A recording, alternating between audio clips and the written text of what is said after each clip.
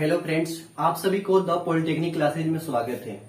और आज के इस लेक्चर में हम लोग देखेंगे रेडियो एंड टेली कम्युनिकेशन का कुछ बेसिक चीज हम लोग देखेंगे। और आपको पता होगा कि कल पिछले लेक्चर में हम लोग ने सिलेबस का एनालिसिस किया था। उसमें देखा था कि हम लोगों को रेडियो एंड टेली कम्युनिकेशन में क्या क्या पढ़ना है, ठीक है। और आज के इस लेक्चर में हम लोग देखेंगे रेडियो एंड टेली कम्युनिकेशन का बेसिक कुछ चीज देखेंगे, ताकि वो जब आपका सिलेबस कंटिन्यू करे चले तो उसमें क्या हो कि आपको कंफ्यूजन नहीं हो। एक छोटा छोटा टर्म ही आपको कंफ्यूज करके रख देगा कि इसका मतलब क्या होता है। तो आज हम लोग सिर्फ बेसिक देखेंगे और बेसिक से हम लोग वहां तक पहुंचेंगे जहां से आपका सिलेबस कंटिन्यू हो जाए। तो ध्यान दीजिएगा, और ये आपको बेसिक बाद में पढ़िएगा जब रेडियो एंड टेली कम्युनिकेशन, तो आपको बहुत इंटरेस्टिंग लगेगा, ज्यादा समझ में आएगा, क्योंकि सारा बेसिक क्लियर रहेगा तो आपको बहुत ज्यादा ही अच्छा से समझ में आएगा, ठीक है। तो चलिए अब हम लोग स्टार्ट करते हैं रेडियो एंड टेली कम्युनिकेशन में कुछ बेसिक चीजें, ठीक है। आपका ये सब्जेक्ट का ही नाम है radio and telecommunication. Radio and telecommunication सबसे पहले तो हम लोग ये जानना होगा रेडियो मतलब क्या, रेडियो का मतलब क्या, टेली कम्युनिकेशन का मतलब क्या। अगर इसका मतलब समझ में आ जाता है तो हमें ज्यादा और इंटरेस्टिंग लगेगा और समझने में भी आसानी हो जाएगा, क्योंकि हमें पता चल जाएगा कि हमें क्या क्या पढ़ना है, किस तरह से पढ़ना है। तो आइए हम लोग देखेंगे सबसे पहले कि रेडियो क्या होता है, उसके बाद देखेंगे टेली कम्युनिकेशन क्या होता है। आप लोग पिछले सेमेस्टर में पढ़े होंगे कि टेली कम्युनिकेशन कम्युनिकेशन का मतलब क्या होता है, कम्युनिकेशन क्या होता है उसके बारे में आप लोग पढ़े होंगे। और नहीं पढ़े हैं तो हम बेसिक में आपको बताएंगे कि कम्युनिकेशन का मतलब क्या होता है, ठीक है। आप इस वीडियो को शुरू से लास्ट तक देखिएगा, क्योंकि अगर आप कोरोना की वजह से या फिर किसी कारणवश आप नहीं भी पढ़े हैं तो आपको प्रॉब्लम नहीं होगा, आपको प्रॉब्लम नहीं होगा समझने में। आपका यहाँ पर जो भी है जीरो लेवल से चला जाएगा, जीरो लेवल से यहाँ से हम चलेंगे ताकि किसी को कहीं भी प्रॉब्लम ना हो, ठीक है। जो जो यूज होगा बेसिक हम वो बताते चलेंगे, और जिसका यूज नहीं होगा उसको हम लोग स्किप करके चलेंगे, ठीक है। हम अपना यूनिट पर फोकस करेंगे कि हमें क्या क्या पढ़ना है, ताकि एग्जाम में क्वेश्चन आए किसी भी यूनिट से तो उसको हम सोल्व कर सकें, ठीक है। तो चलिए ध्यान दीजिएगा और देखिए इसमें रेडियो एंड टेली कम्युनिकेशन में सबसे पहला बात ये रेडियो का मतलब समझना है कि ये रेडियो क्या दिखा रहा है, ये वर्ड रेडियो क्या दिखा रहा है हमें, ठीक है। तो आपको बता दें कि रेडियो यहाँ पर वो रेडियो रिसीवर की बात नहीं कर रहा है, रेडियो जो डिवाइस है उसका बात नहीं कर रहे हैं, यहाँ पर रेडियो वेव की बात कर रहा है, ठीक है। कि हम लोग जो भी कम्युनिकेशन करेंगे वो किसके थ्रू करेंगे, रेडियो वेव के थ्रू करेंगे, ठीक है।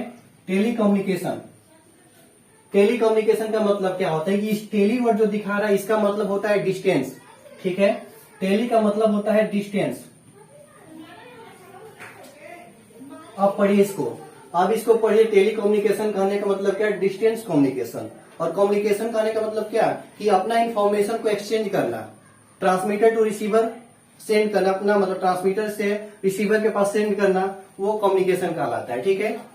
तो इसमें देखिए कम्युनिकेशन में अब हम लगा दिए डिस्टेंस। इसका मतलब क्या होगा, कम्युनिकेशन तो हुआ लेकिन वो कुछ डिस्टेंस से हुआ, कुछ दूरी पर हुआ, उसको हम लोग क्या बोलेंगे, डिस्टेंस कम्युनिकेशन यानी टेली कम्युनिकेशन।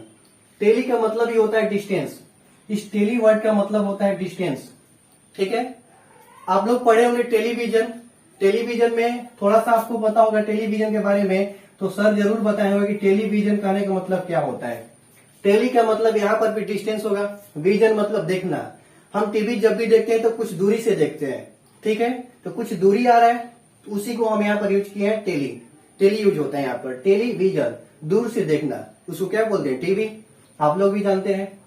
तो चलिए देखिए टेली कम्युनिकेशन का मतलब आप लोग समझ गए होंगे। टेली कम्युनिकेशन का मतलब क्या हुआ कि वैसा कम्युनिकेशन जो कुछ दूरी पर हो उसको टेली कम्युनिकेशन कहेंगे। रेडियो एंड टेली कम्युनिकेशन क्या हुआ कि वैसा कम्युनिकेशन जिसमें रेडियो वेव का यूज हो, जिसमें क्या हो, रेडियो वेव का यूज हो, उसको हम लोग क्या बोलेंगे, रेडियो एंड टेली कम्युनिकेशन, ठीक है।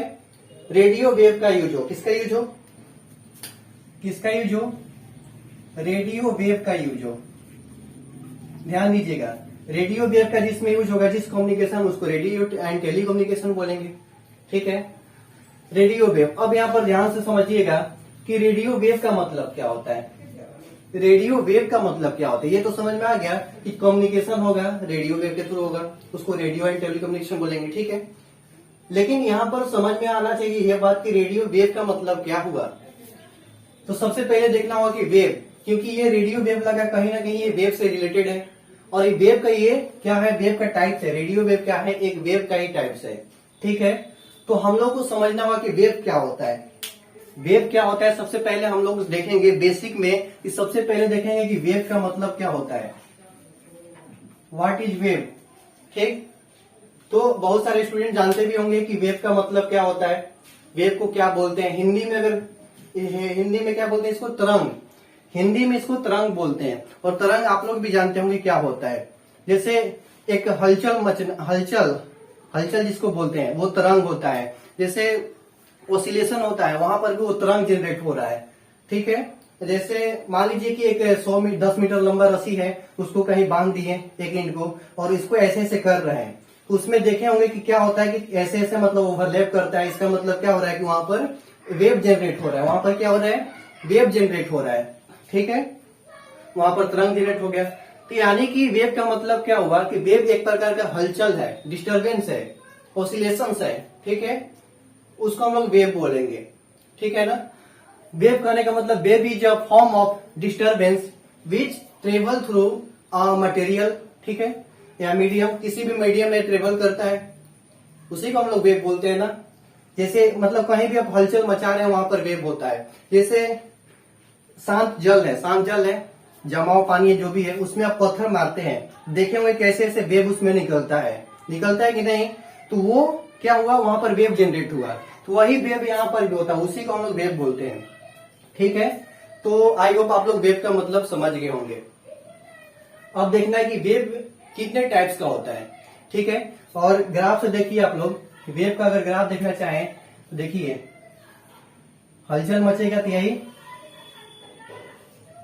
इसी को बोलते हैं वेव। ये आपका वेव का फिगर है, यहां से हम लोग समझ जाएंगे कि वेव का मतलब क्या होता है। ठीक है, जैसे ऐसे ऐसे कर रहे हैं तो देखिए रस्सी में ऐसे ऐसे आ रहा होगा, आपको दिखाई दे रहा होगा। ठीक है, तो उसको वेव बोलते हैं। और देखिए हम एक फिगर ड्रा की है, साइनसॉइडल सिग्नल। इसमें क्या होता है, ये आप लोग देखे होंगे कि ये आपका वेव है, और इस वेव में इसको एक मतलब कि एक साइकिल कंप्लीट करने में जितना टाइम लगता है उसको हम लोग क्या बोलते हैं, फ्रीक्वेंसी। इसको डिनोट करते हैं एफ से। ठीक है, ये आपका फ्रीक्वेंसी हुआ। और इसमें ध्यान देने वाली बात है कि यहाँ पर जो हम लोग वेव की बात करें तो वेव की वेवलेंथ को दिखाएंगे। ठीक है, पहले वो क्या होता है। ठीक है, वेवलेंथ वर्ड आपको मिलेगा हमेशा, तो वेवलेंथ का मतलब समझिए क्या होता है। ये वेव है, ये वेव का मतलब आप समझ गए, ये वेव है। ठीक है, अब हम लोग देखेंगे वेवलेंथ क्या होता है। वेवलेंथ का मतलब समझेंगे। देखिए वेव लेंथ यानी कि वेव के लेंथ को हम लोग वेवलेंथ बोलेंगे। ठीक है, तो इसमें देखिए दो चीज होता है। ये अगर पीक है तो इसको हम लोग क्रिस्ट के नाम से जानते हैं। ठीक है, और यहाँ पर क्रिस्ट है, और इसको हम लोग क्या बोलेंगे, इसको बोलेंगे थ्रो, THROUGH। ठीक है, एक और अगर यहाँ बनाना चाहे इधर से, एक और हाफ साइकिल नेगेटिव बोला तो इसमें कहाँ आ जाएगा, ये थ्रो हो गया। ठीक है, अब इसमें वेवलेंथ हमें फाइंड करना है। तो वेवलेंथ क्या होता है, तो आपको भी पता होगा कि दो क्रिस्ट के बीच के लेंथ को हम लोग क्या बोलेंगे, वेवलेंथ। ये और ये, इन दोनों के बीच के लेंथ को हम लोग बोलेंगे वेवलेंथ। और वेवलेंथ को डिनोट करते हैं लेमडा से, यानी कि ये वेवलेंथ है। ठीक है, दो क्रिस्ट के बीच के डिस्टेंस को, या फिर दो ये थ्रो के बीच के डिस्टेंस को हम लोग वेवलेंथ बोलेंगे। तो ये आपका वेवलेंथ होगा, ये हमेशा यूज होगा। वेवलेंथ क्या होता है और वेव क्या होता है, वेवलेंथ क्या होता है, ये सारा फ्रीक्वेंसी हम लोग ये बार बार यूज करेंगे। इसीलिए बेसिक को थोड़ा सा देख लेंगे ताकि आगे आपको प्रॉब्लम ना हो। ठीक है, अब देखिए रेडियो वेव के बारे में वेव के बारे में समझ गए, वेवलेंथ के बारे में समझ गए, वेवलेंथ क्या होता है। और आपको भी पता होगा कि वेवलेंथ और फ्रीक्वेंसी में एक रिलेशन होता है जिसको हम लोग lambda is equal to C/F, ये एक फॉर्मूला होता है। ठीक है, यहाँ पर लेमडा क्या है, लेमडा वेवलेंथ है, C वेलोसिटी ऑफ लाइट है, F क्या है, फ्रीक्वेंसी है। ठीक है, F क्या है, फ्रीक्वेंसी है। तो आपको ये रिलेशन बहुत काम आने वाला है आगे, किसी भी रेंज निकालना होगा, फ्रीक्वेंसी दे देगा उसका रेंज निकालना होगा कुछ भी, तो ये वेवलेंथ वाला फॉर्मूला हमेशा याद रखिएगा, lambda is equal to C/F। ठीक है, या इसी को आप फ्रीक्वेंसी बराबर भी लिख सकते हैं, F is equal to C upon lambda. ठीक है, ये भी एक फॉर्मूला इसी से आता है निकल के, आप इसको भी याद कर लीजिएगा। कहीं कहीं आपको मिल जाएगा v is equal to N into lambda. ठीक है, दोनों फॉर्मूला सेम है। v यहाँ पर क्या है, वेलोसिटी ऑफ लाइट, जो कि यहाँ पर c था।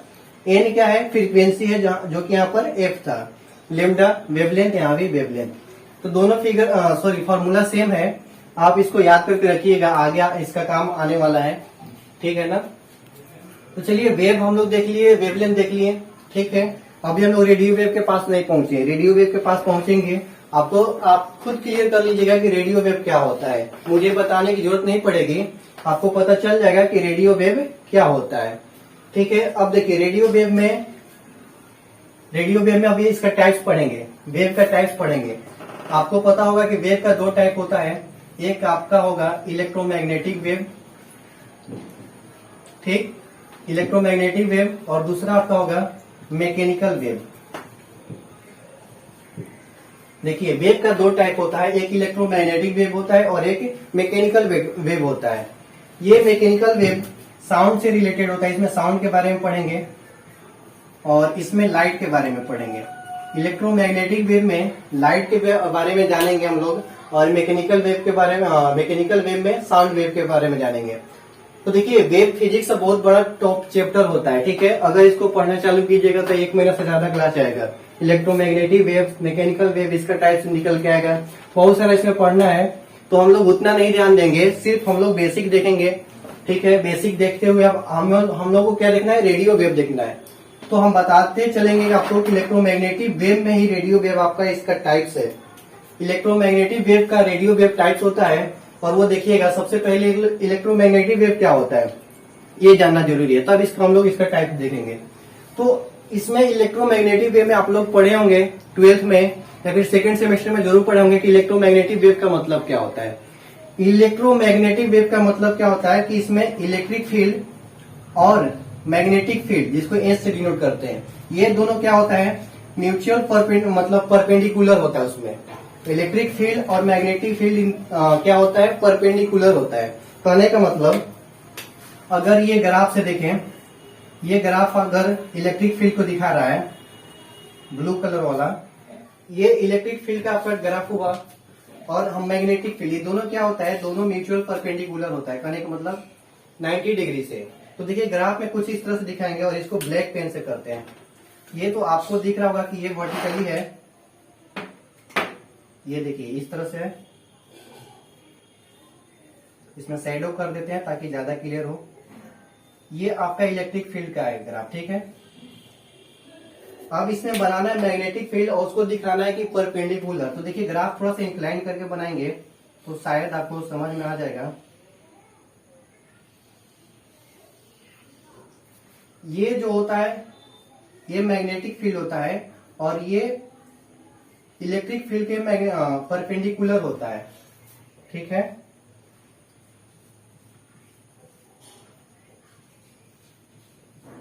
देखिए ये इलेक्ट्रोमैग्नेटिक वेव हुआ। कहने का मतलब इलेक्ट्रिक फील्ड, जिसको हम लोग डिनोट करेंगे ई से, और मैग्नेटिक फील्ड जिसको डिनोट करेंगे एच से। ठीक है, ये दोनों क्या होता है, परपेंडिकुलर होता है। ये दोनों आपस में परपेंडिकुलर होता है। ये एग्जैक्ट फिगर नहीं बना अच्छा से, इसको बुक में देखिएगा, ज्यादा क्लियर होगा आपको।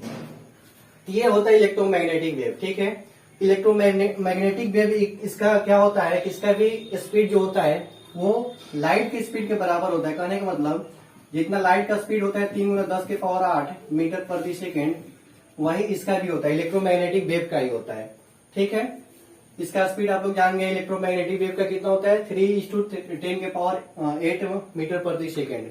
ठीक, उसके बाद आपको इसमें देखने के लिए मिलेगा कि ये इलेक्ट्रोमैग्नेटिक वेव ट्रांसवर्स नेचर का होता है।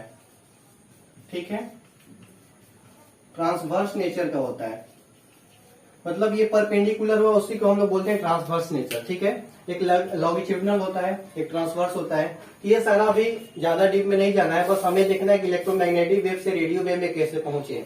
हम आपको बता दें कि रेडियो वेव इलेक्ट्रोमैग्नेटिक वेव का ही टाइप्स है। ठीक है, तो सबसे पहले हम लोग इलेक्ट्रोमैग्नेटिक वेव में के बारे में जाने कि ये क्या होता है। इसमें इलेक्ट्रिक फील्ड और मैग्नेटिक फील्ड दोनों क्या होता है, परपेंडिकुलर होता है एक दूसरे का। इसमें इलेक्ट्रोमैग्नेटिक वेव का लाइट कितना स्पीड कितना होता है, 3×10⁸ मीटर प्रति सेकेंड, ये इसका स्पीड होता है और ये ट्रांसवर्स नेचर का होता है। ठीक है, इसके बाद एक बात और जान लीजिए कि इलेक्ट्रोमैग्नेटिक वेव में एनर्जी कितना होता है। एनर्जी एच ई बराबर, जिसको एनर्जी को ई से डिनोट करेंगे, ई बराबर एच इंटू म्यू। ठीक है, यहाँ पर एच क्या है, प्लांक कांस्टेंट। एच क्या है, प्लांक कांस्टेंट, और एच का वैल्यू कितना होता है 6.62 गुना 10⁻⁻34 जूल सेकेंड, ये प्लांक कांस्टेंट होता है। म्यू क्या है, यहाँ पर म्यू यहाँ पर फ्रीक्वेंसी को दिखा रहा है। ठीक है, म्यू फ्रीक्वेंसी को दिखा रहा है, और ये यहाँ पर ई क्या है, ई तो एनर्जी है। चलिए ठीक है, कहने का मतलब इलेक्ट्रोमैग्नेटिक वेव का इसमें एनर्जी कितना होता है, तो E is equal to H mu. इस फॉर्मूला से आप कैलकुलेट कर सकते हैं इसका एनर्जी कितना होगा। ठीक है, E is equal to H mu से आप कैलकुलेट कर सकते हैं कि इसका फ्रीक्वेंसी क्या होगा। और इस फॉर्मूला से आपको एक बात क्लियर होगा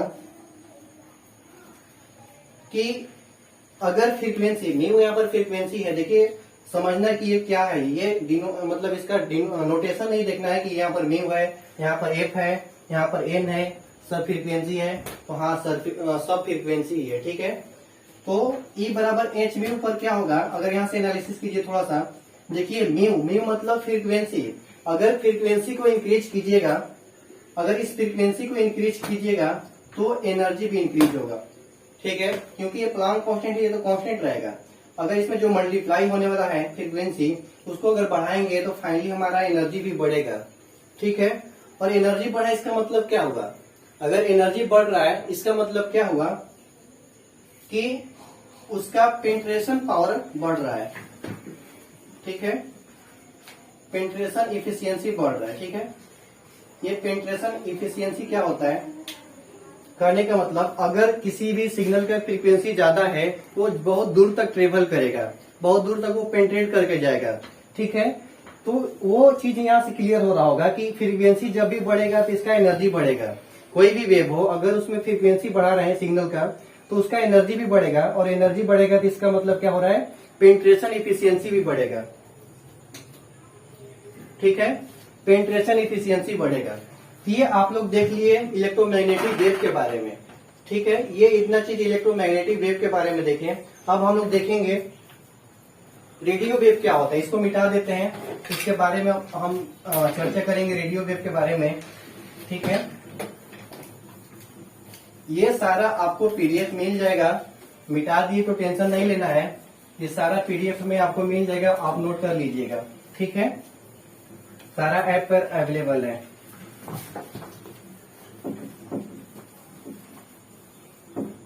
तो चलिए अब हम लोग देखेंगे रेडियो वेव।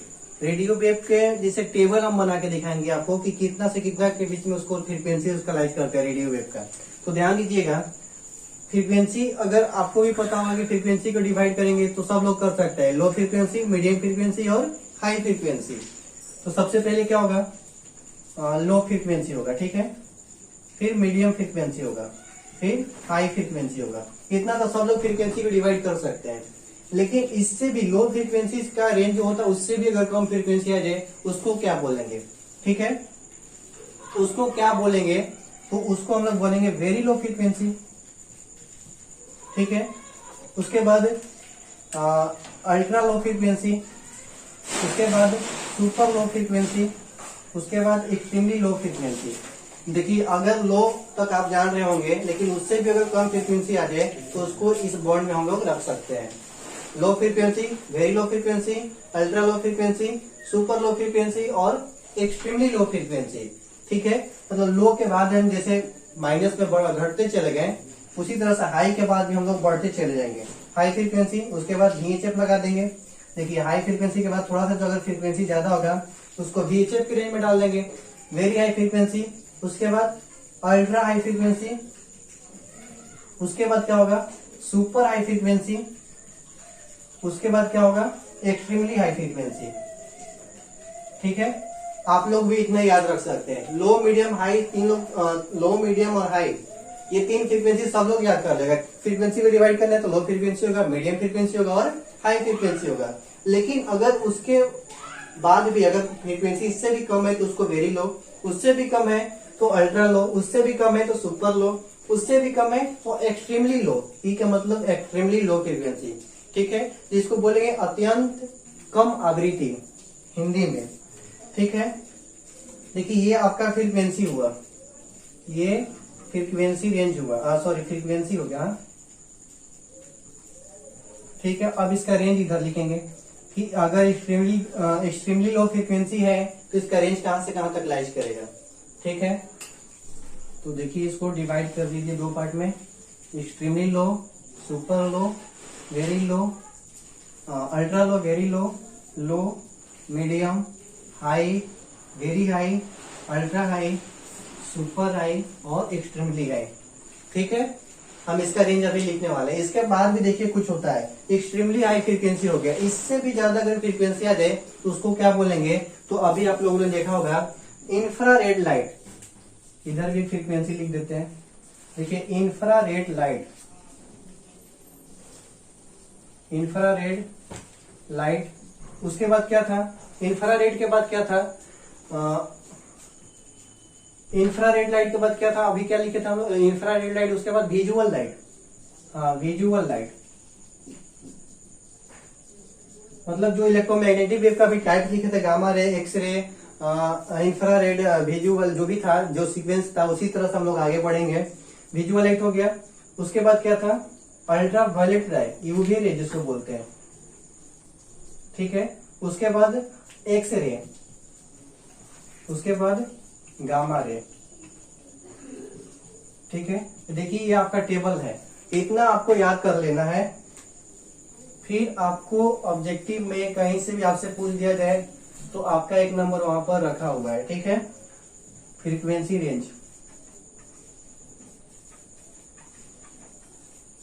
ध्यान दीजिएगा, infrared light, visual light, ultraviolet ray, X ray, gamma ray, ये आपका इतना पार्ट में हम लोग फ्रीक्वेंसी को डिवाइड किए। अगर इसका रेंज लिखना हो तो देखिए सबसे पहले याद रखिए एक्सट्रीमली लो फ्रीक्वेंसी है, इसको हम एक्सट्रीमली लो को लिखेंगे 3 हर्ट्ज से लेकर के, ध्यान दीजिएगा 3 हर्ट्ज से लेकर के ये 30 हर्ट्ज तक इसका फ्रीक्वेंसी होता है, और इसी के 10 के फैक्टर में हम लोग आगे बढ़ते चले जाएंगे और सारा यहाँ तक लिख देंगे, ठीक है। 30 हर्ट्ज हो गया, 30 हर्ट्ज से लेकर के 300 हर्ट्ज तक, ठीक है। ये क्या होगा, अल्ट्रा लो, 300 हर्ट्ज से लेकर के कितना, 300 के बाद कितना होगा, 10 से गुना कीजिएगा 3000 हो जाएगा, 3000 को हम लिख सकते हैं 3 किलो हर्ट्ज, ठीक है। फिर उसी तरह से 3 किलो हर्ट्ज को लिखेंगे 30 किलो हर्ट्ज, 30 किलो हर्ट्ज को क्या लिखेंगे 300 किलो हर्ट्ज, और 300 किलो हर्ट्ज को क्या लिखेंगे, यहां से 300 किलो हर्ट्ज के बाद क्या होगा, 300 के बाद 3000 किलो हर्ट्ज, उसको हम लोग क्या लिखेंगे 3 मेगा हर्ट्ज, किलो से मेगा में चेंज हो जाएगा, ठीक है।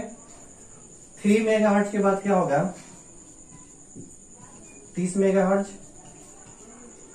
30 मेगा हर्ट्ज के बाद क्या होगा, ये देखिएगा आपको बुक में ही मिल जाएगा, अगर इसमें कहीं नहीं दिखाई दे रहा होगा, मान लीजिए कहीं भी कंफ्यूजन लग रहा होगा तो बुक से मिला सकते हैं, और कहीं कहीं आपको तो यहीं से स्टार्ट कर देता है, वेरी लो से स्टार्ट कर देगा, इधर का नहीं बताएगा, ठीक है। कोई कोई बुक में ऐसा है आपको देखने को मिलेगा। 30 मेगाहर्ट्ज से 300 मेगाहर्ट्ज,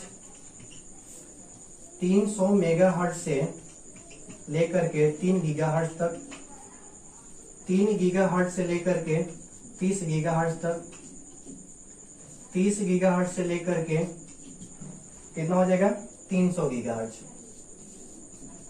ठीक है। इतना हम लोग कंप्लीट कर लिए, 30 गीगाहर्ट्ज से 300 गीगाहर्ट्ज तक हो गया। इसी तरह से हम आगे इसका भी लिख लेंगे, इसका रेंज कितना होता है, देखिए 300 गीगाहर्ट्ज तक हो गया था, 300 गीगाहर्ट्ज से लेकर के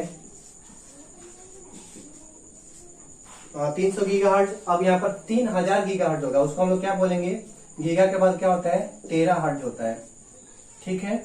यहाँ से 3 टेरा हर्ट्ज से लेकर के 30 टेरा हर्ट्ज, 30 टेरा हर्ट्ज से लेकर के कितना हो जाएगा 300 टेरा हर्ट्ज, ठीक।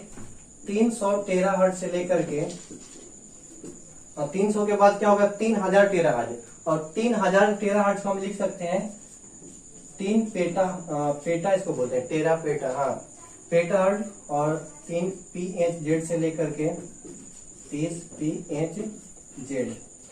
देखिए ये आप इस तरह से टेबल याद कर सकते हैं और ये बहुत इजी है। और आपसे सिर्फ इतना मतलब high frequency, very high frequency, इसी का रेंज अक्सर पूछ दिया जाता है। ठीक है, ये अगर नहीं याद है तो कोई बात नहीं है, लेकिन इसको याद रखना बहुत जरूरी है। इसमें बहुत सारा कंफ्यूजन होता है। अगर ये सीक्वेंस से नहीं याद रहेगा तो इसमें से मतलब इसका ये बोल सकते हैं। तो आप इसको याद रखिएगा, एक ट्रिक अपना जो भी है याद कर लीजिएगा, जिस तरह से याद करना होगा, और इसको याद रखिएगा। ठीक है, और हम आपको बता दें कि इंफ्रा अभी रेडियो और वेव पढ़ रहे हैं। रेडियो वेव कहां से कहां तक लाइज करता है, उसका रेंज कहां होता है, ये अभी बताने वाले थे। तो ध्यान दीजिएगा, अगर रेडियो वेव देखना चाहते हैं तो रेडियो वेव देखिए, रेडियो वेव का रेंज होता है, रेडियो वेव का रेंज 300 किलोहर्ट्ज से 300 नहीं सॉरी देखिए कहीं कहीं किलोहर्ट्ज से 300 किलोहर्ट्ज से 300 मेगाहर्ट्ज तक होता है। ठीक है, 300 मेगाहर्ट्ज होता है। देखिए 300 किलोहर्ट्ज से 300 मेगाहर्ट्ज तक होता है।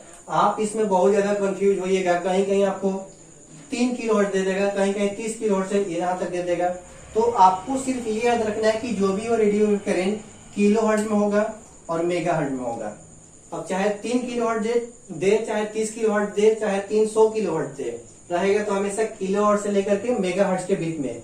तो आप देखिए 300 किलोहर्ट्ज कहाँ है, 300 किलोहर्ट्ज है ये 30, मतलब कि ये यहाँ से लेकर के 300 मेगाहर्ट्ज यहाँ से लेकर के यहाँ तक रेडियो वेव है आपका। ठीक है, ये रेडियो वेव का रीजन है। ठीक है, कहने का मतलब उसमें लो भी आ जाएगा, medium frequency, high frequency, very high frequency, ये आपका रेडियो वेव का रेंज हुआ। और इसके बाद ये 300 मेगाहर्ट्ज से 300 गीगाहर्ट्ज ये हो जाता है यहाँ से लेकर के यहाँ तक माइक्रोवेव का रेंज। ठीक है, ये माइक्रोवेव का रेंज हो जाता है। तो आप हमेशा इसमें कंफ्यूज होइएगा, कहीं कहीं गूगल में भी आपको देखने को मिलेगा इसका रेंज चेंज कर देगा, लेकिन ये यूनिट सेम रहेगा। ठीक है, तो आपको याद रखना है कि किलोहर्ट्ज से मेगाहर्ट्ज में होता है। अब चाहे 3 किलोहर्ट्ज दे, चाहे 30 किलोहर्ट्ज दे, चाहे 300 किलोहर्ट्ज दे, तीनों में से कुछ भी दे दे वो हमेशा रहेगा तो किलोहर्ट्ज में ही रहेगा। ठीक है, ये बात आपको याद रखना है। उसके बाद रेडियो वेव का रेंज देखिए 300 किलोहर्ट्ज से 300 मेगाहर्ट्ज तक होता है, और 300 मेगाहर्ट्ज से 300 गीगाहर्ट्ज किसका होता है, माइक्रोवेव का रेंज होता है। ये बात आप याद रखिएगा, नोट कर लीजिएगा। ठीक है, पीडीएफ से, और कहीं कहीं बुक में आप मिला लीजिएगा, कहीं अगर गलती हो तो आप उसको चेंज कर लीजिएगा। ठीक है, हो सकता है कहीं भी गलती हो गया होगा, अभी तो समझ में नहीं आता है, कितना भी हम फोकस कर ले नहीं गलती पकड़ाएगा, लेकिन आप वहां पर चेंज कर लीजिएगा अगर कहीं भी गलती हो तो। ठीक है ना, तो ये हो गया रेडियो वेव का रेंज हो गया। ठीक है, रेडियो वेव का रेंज हो गया, ये याद रखिएगा। अगर इससे आप वेवलेंथ निकालना चाहते हैं तो वेवलेंथ भी निकाल सकते हैं, क्योंकि लैम्डा इक्वल टू C/F आपको पता है। C का वैल्यू कितना होता है, 3 × 10⁸ मीटर प्रति सेकेंड, ये भी पता है। F अगर इसका लीजिएगा तो कुछ और मतलब कि वेवलेंथ आएगा, इसका लीजिएगा तो थोड़ा कम हो जाएगा, क्योंकि फ्रीक्वेंसी बढ़ेगा तो वेवलेंथ कम हो जाएगा। तो देखिए ये अगर वैल्यू लेना चाहते हैं तो 300 किलो का मतलब 10⁻3। ठीक है, अगर इसको सोल्व कीजिएगा तो फाइनली आपको आ जाएगा 5 हो जाएगा, 3 से 3 कैंसिल, 10⁻3 मतलब 1000 मीटर आएगा। आप इसको सोल्व कीजिएगा, इसको अगर आप सोल्व कीजिएगा तो 1000 मीटर आएगा इस फ्रीक्वेंसी के लिए, 300 किलोहर्ट्ज के लिए। ठीक है, अगर इसमें 300 मेगाहर्ट्ज लेते हैं तो फिर देखिए क्या होगा, C का वैल्यू तो पड़ता है 3 × 10⁸ मीटर प्रति सेकेंड। उसके बाद 300 मेगाहर्ट्ज, तो 300 मेगा को हम लिखेंगे 10⁶। ठीक है, 6 और 2 8 कैंसिल हो जाएगा, मतलब फाइनली आपको इसमें क्या मिलेगा, 1 मीटर। ठीक है, तो आप देख सकते हैं कि मैक्सिमम वेवलेंथ कितना होगा, 1000 मीटर, मिनिमम कितना होगा, 1 मीटर। मिनिमम इसके अनुसार हम निकाल रहे हैं। अगर आपको रेंज में दे देगा 30 किलोहर्ट्ज तो उसके अनुसार निकालिएगा, जो भी होगा उसका मिनिमम हो जाएगा। ठीक है, तो ये फ्रीक्वेंसी पर ही डिपेंड करेगा वेवलेंथ, क्योंकि लैम्डा इक्वल टू C/F आपका फॉर्मूला होता है। ठीक है, तो आप इसका फ्रीक्वेंसी भी देख लिए, वेवलेंथ भी देख लिए रेडियो वेव का। अब इसके बाद हम लोग देखेंगे कल से देखेंगे यूनिट 1 में एलिमेंट ऑफ कम्युनिकेशन सिस्टम। कल से आपका यूनिट रन करेगा, उसमें देखेंगे एलिमेंट ऑफ कम्युनिकेशन सिस्टम।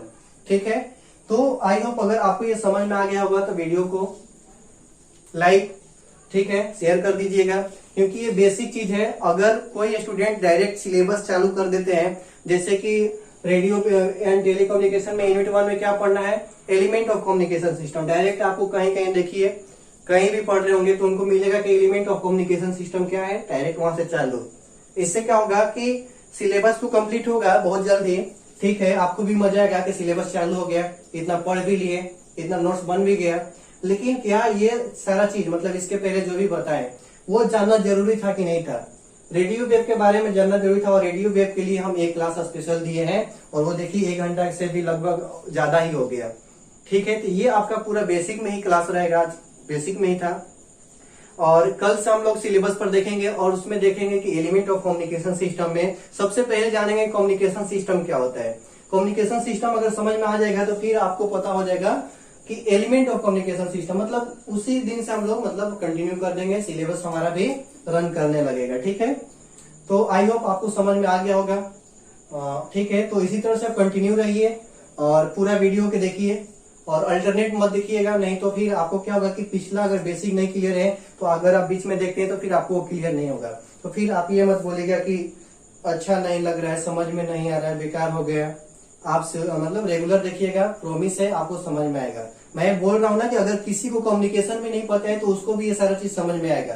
ठीक है, कोई ऐसा मतलब नहीं होगा कि जो आपको किसी भी तरह से दे दिया जाएगा कि पढ़ लो, रट लो, समझ लो, ऐसा नहीं होगा, आपको समझाया जाएगा। ठीक है, तो फिर मिलते हैं नेक्स्ट लेक्चर में।